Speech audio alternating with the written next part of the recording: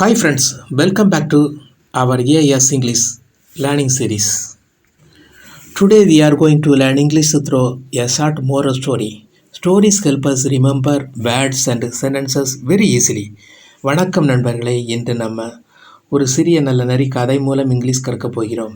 Story வழியாக நாம் கற்றுக்கொண்ட வேர்ட்ஸ் மற்றும் சென்டென்ஸ்கள் எளிதாக நம் மனதில் நிற்கும். First read the story in English and then watch it in Tamil. The Honest Woodcutter, நேர்மையான மரவெட்டி. Once upon a time, there was a poor woodcutter. He lived near a forest and earned his living by cutting wood every day. One day, while cutting a tree near a river, his axe slipped from his hand and fell into the water. The river was deep and he couldn't take it out. He sat by the river and started crying. Suddenly, a fairy appeared and asked, "Why are you crying, my good man?" The woodcutter said, "My axe fell into the river and I can't get it back." The fairy dived into the river and brought out a golden axe. She asked, "Is this your axe?" The woodcutter replied, "No, that's not mine." Then she brought out a silver axe and asked again. He said, "No, that's not mine either." Finally, she brought his iron axe. The woodcutter smiled and said, "Yes, that's my axe."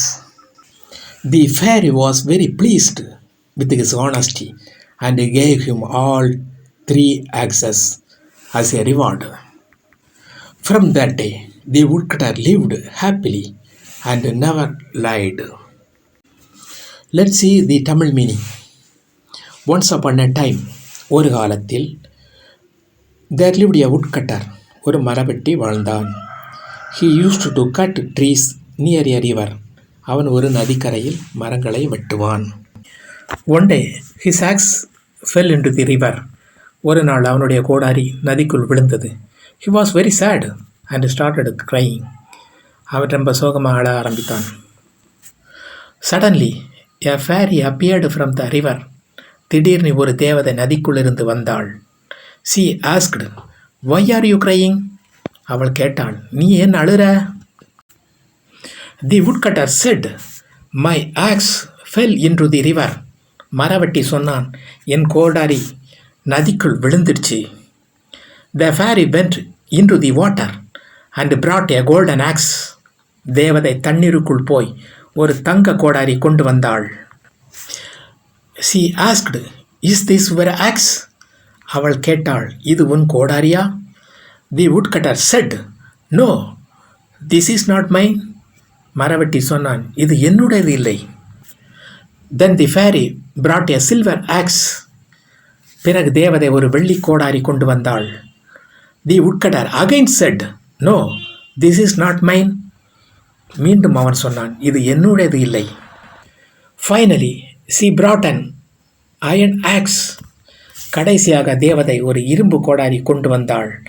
The woodcutter smiled and said, "Yes, this is mine." அவன் சிரிச்சு சொன்னான், ஆமா, இதுதான் எனது கோடாரி. The fairy was very happy with his honesty.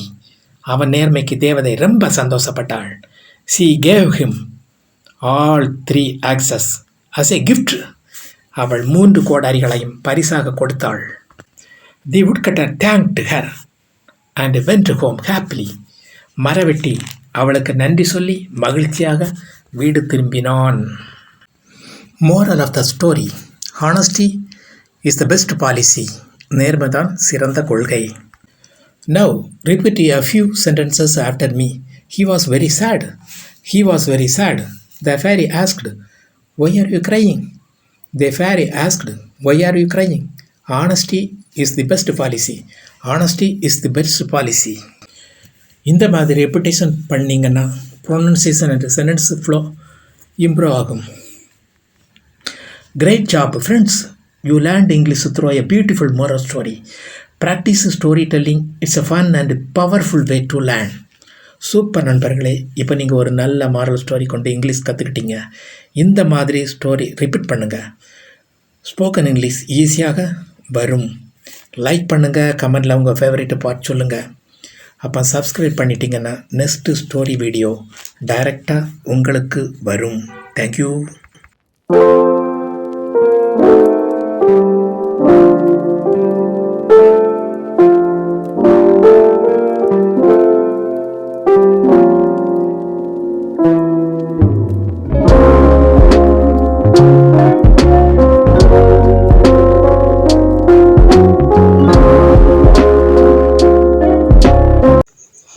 Thanks for watching.